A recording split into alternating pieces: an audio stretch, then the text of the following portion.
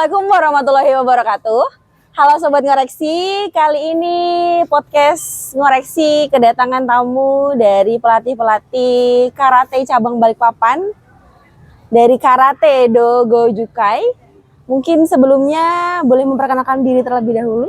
Oke, saya di sini sebagai wakil ketua Dewan Guru Gojukai Kaltim.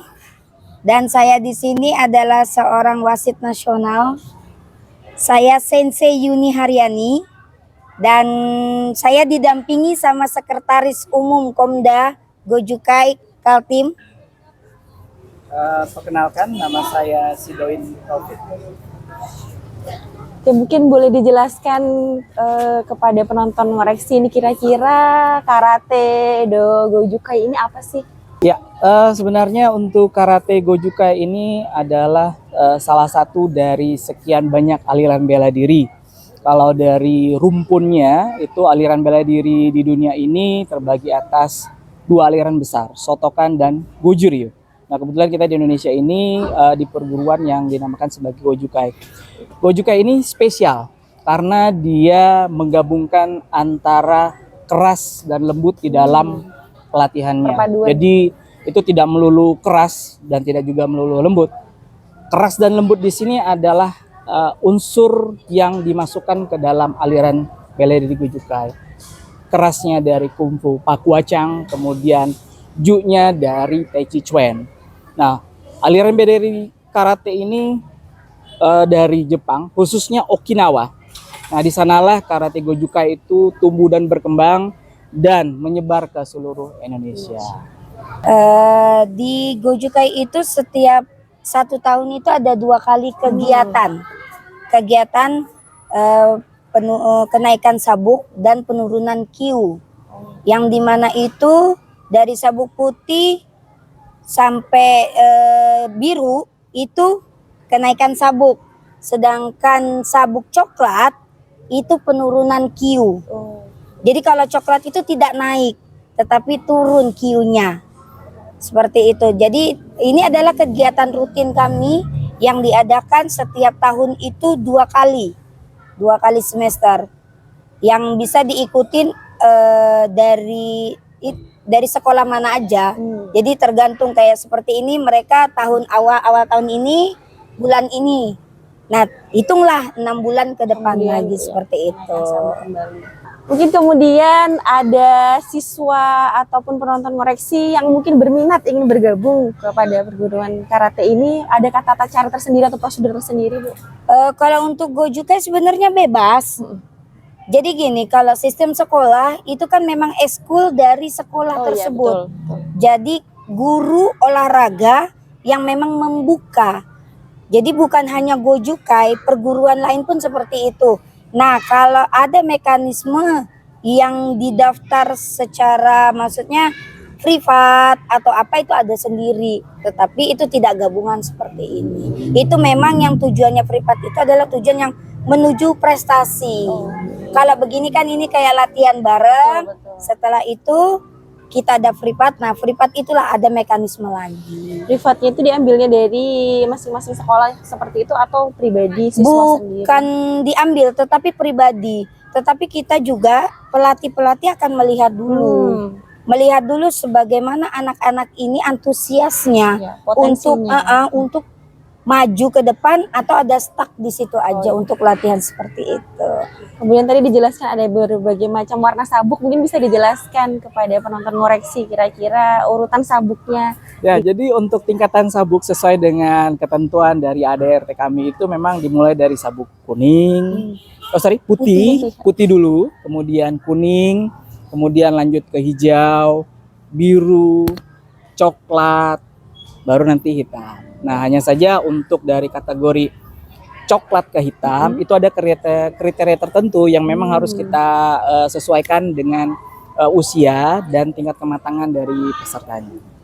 Apakah kenaikan sabuk itu akan terjadi seperti yang disampaikan tadi setiap 6 bulan sekali atau ada ketentuan tertentunya? Ya, jadi dari agenda pusat di PB Gojukai Indonesia itu memang setiap Komda wajib melakukan ujian atau kita menyebutnya UKT, ujian kenaikan tingkat untuk setiap 6 bulan sekali. Fungsi dari UKT ini kita melihat bakat-bakat yang bisa dikeluarkan oleh anak didik kita, karena potensi-potensi tersebut bisa disalurkan melalui kegiatan-kegiatan positif seperti Betul. O2SN, Iya, betul sekali. kejuaraan-kejuaraan.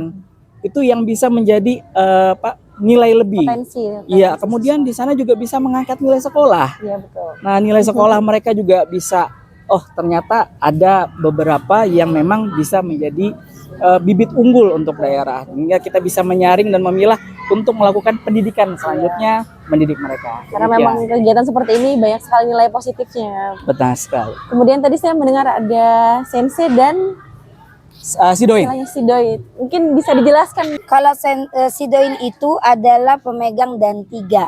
Ini adalah ajudan dari sensei. Sensei adalah dan 4. Kalau kita bilang itu adalah pelatih. Jadi beliau adalah ajudan pelatih. Seperti pelatih. kalau senpai itu kayak kakak tingkat dari yang mereka gitu. Jadi misalnya dari sabuk putih ke kuning, putih ini udah manggil yang kuning senpai. Karena kakak bahasanya kalau kita tuh kakak tingkatan di dalam di dunia karate seperti itu. Jadi kok sensei itu pelatihnya ya? Iya. Dan sensei itu hanya bisa, yang memegang nama sensei hanya bisa dan 4. Dan yang bisa memegang dan Jun Sensei, Jun Sidoin itu hanya dan 3. Dan 2 dan 1 hanya senpai. Seperti itu. Seperti yang kita ketahui bahwa siswa di sini sampai dengan siswa kelas 6. Ya. Apakah nanti setelah SMP mereka masih bisa melanjutkan untuk kenaikan sabuknya atau bisa tetap mengikuti ini kegiatan perguruan? Tadi di peserta yang ini itu ada 3 orang SMP. Jadi itu sebenarnya ikut seperti ini nih memang kemauan dari anak itu tersebut. Apakah anak itu memang mau ke depannya lanjut atau tidak. Jadi kalau lepas dari sini mereka tidak lanjut, itu kan hak mereka ya.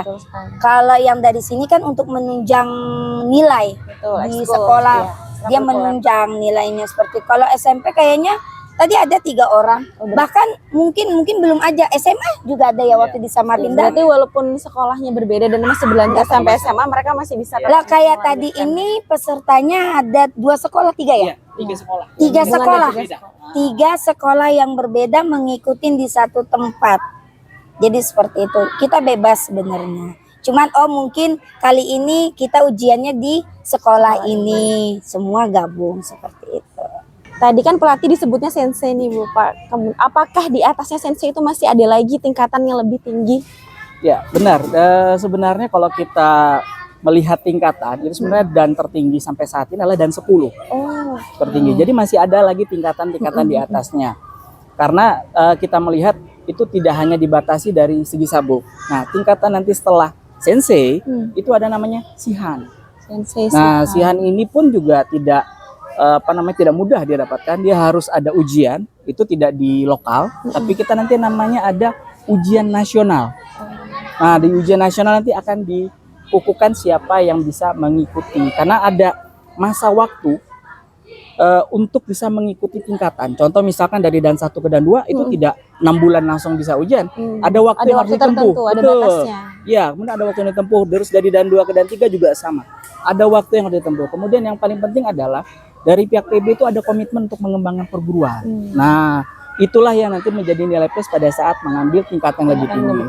Nah, untuk yang tingkatan Renzi, nah ini memang tidak bisa diujikan di Indonesia. Kita harus langsung ke negara asalnya. Dan itu pun juga harus dapat rekomendasi dari PB Gojukai Indonesia. Siapa-siapa yang nanti akan bisa mengikuti Renzi ataupun nanti tingkat lagi di atas Hansi. Nah itu ada lagi yang level di atas ya. Kebetulan di Indonesia yang tertinggi saat ini Hansi Maskun Prasetya. Beliau adalah guru besar kami di Gojukai Indonesia. Beliau juga yang menjadi perintis pada masa awal-awal Gojukai di Indonesia, itu salah satunya.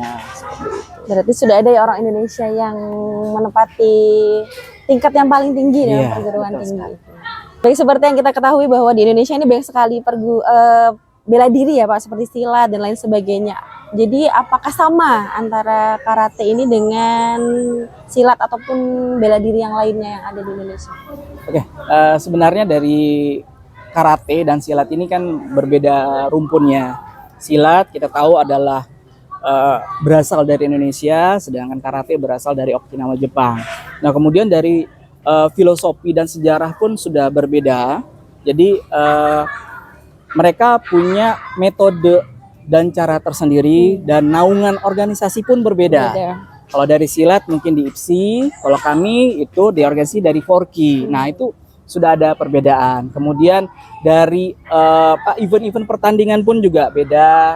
Kemudian teknik, kemudian penilaian pada saat kejuaraan ini juga berbeda. Jadi memang mungkin rumpun sama bela diri, tapi untuk pola-pola yang lainnya agak sedikit berbeda. Itu dia. Saya juga sedikit penasaran, apakah ada artinya dari kata Dogojukai? Kalau diartikan ke bahasa Indonesia itu apa sih? Iya, terima kasih. Sebenarnya karate Dogojukai, karate itu juga kara itu sebenarnya kosong. Oh, T itu tangan. Sedangkan kosong do ya. itu dalam filosofinya adalah jalan tanpa putus. Nah, kenapa ada Gojukai? Go ini adalah simbol keras di dalam karate Gojukai. Ju-nya adalah unsur lembutnya. Jadi kita memadukan antara keras dan lembut dengan pola dan teknik. Salah satunya yang tidak dimiliki perguruan adalah teknik pernapasan.